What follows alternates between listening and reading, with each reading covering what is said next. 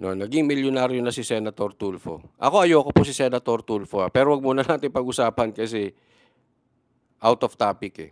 Pero i-discuss ko, teka muna ha. Total, gusto nyo na i-discuss, i-discuss ko na.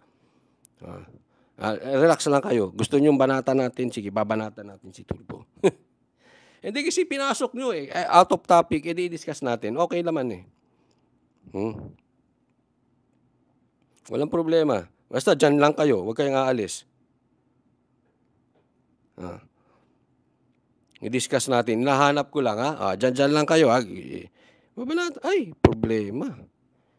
Mahina ang signal nitong sa kabila kong phone.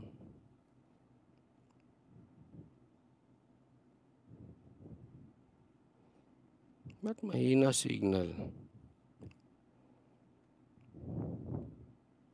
Nag-aagawan siguro sila. Hindi kasi mayroong post dito, nabasa ko si Crisette. Basahin nyo na lang. May post siya about kay Tulfo. Ayaw lumabas talaga eh. Ano ba nangyari dito sa isa kong cellphone? Hindi ko magamit kasi itong cellphone. Ito yung malakas eh. Malakas ang signal nitong kabila. Well, gamit ko kaya hindi ko mapakita. Anyway, mayroong pinost si Crisette na sinasabi niya na parang napahiya yung tatay kasi kulang daw ang binibigay na pinahiya daw di umano ni Senator Tulfo at kawawa yung tatay at kulang ang allowance pero nagbibigay na, di ba?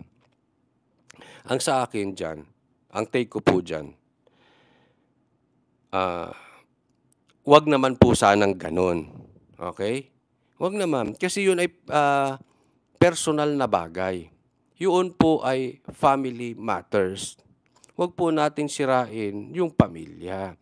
Dapat, kung tayo ay may pagkakataon at meron tayong, binigyan tayo ng Diyos ng blessing, katulad niyan, may blessing.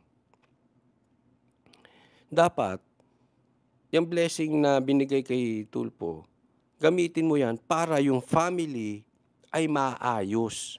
Hindi sisihin yung tatay. Na di umano ay parang kulang ang sinusustento. Tama po ba ang ating facts? But anyway, kasi hindi ko naman siya nakita na napanood, napakita ko lang sa post na kawawa yung tatay, napahiya. Ginagawa naman na yung kanyang responsibilidad sa anak.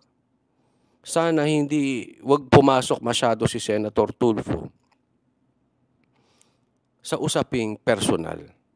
Pamilya na po yan eh. Hindi ka rin naman perpekto siguro, Senator Tulfo. Meron ka rin problema sa family mo.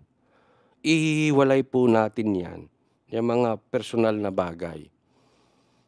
Sana tayo ay maging kasangkapan para maayos yung family, hindi para mapahiya ang tatay.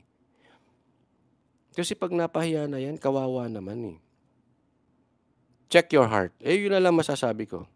Check your heart. Kaya nga dati, gusto ko yan si Tulfo. May paghanga ako. May paghanga din ako katulad na sinasabi yan. Kaya lang yung ganyan, pamilya na pinakikialaman. Alam mo sa akin, ang pamilya dapat pinagkakasundo nyo. Halimbawa, hindi pagkakasunduan ng tatay at anak. Pagkasunduin nyo. Not unless, eto lang not unless, dapat ihiwalay na yung bata. Unless sinasaktan yung bata or minomolestya. Other than that, try nyong pagkasunduin yung family. Kung hindi naman sinasaktan, hindi naman minomolestya, sana labas na tayo sa usaping pamilya. Kasi yan ay dapat nadidisiplina din ng bata. Di ba? Huwag na natin gusto nyo ba papasukin ko yung issue nyo ng pamilya nyo? Halimbawa, di ba? Kay pamilya nyo, papasukin ko. Sa mga nanonood, type nyo. Palibasa. Halimbawa, marami akong viewers katulad ni Tulfo. Palibasa, marami akong viewers. Politiko ako. Papasukin ko pamilya niyo, type niyo? Issue ng pamilya niyo? Unless sinasaktan, ay ibang usapan na 'yun. Yan dapat sinasagip yan, sinasagip na yan. Minomolestya. 'Pag wala namang ginagawa na illegal sa batas, huwag na kayong manghimasok. Napakamarites niyo, eh. Napakasipsip niyo.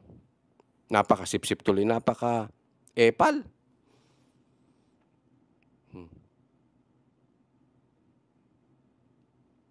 Sabi dito, minsan sobra na si Tulfo. Well, anyway, akin opinyon ko, sobra na 'yun. Dapat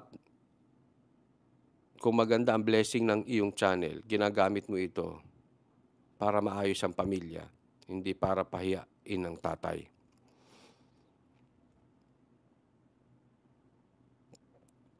Yun din kasi, bakit kasi ibang tao, sabi ni Eve, problema nila sa pamilya idudulog nila kay Tulfo. Yung kasi, yung iba lang kasi may pagka-rebelde, di ba? Halimbawa, bata, may pagka-rebelde. Ayaw sumunod sa magulang, is papatulpo.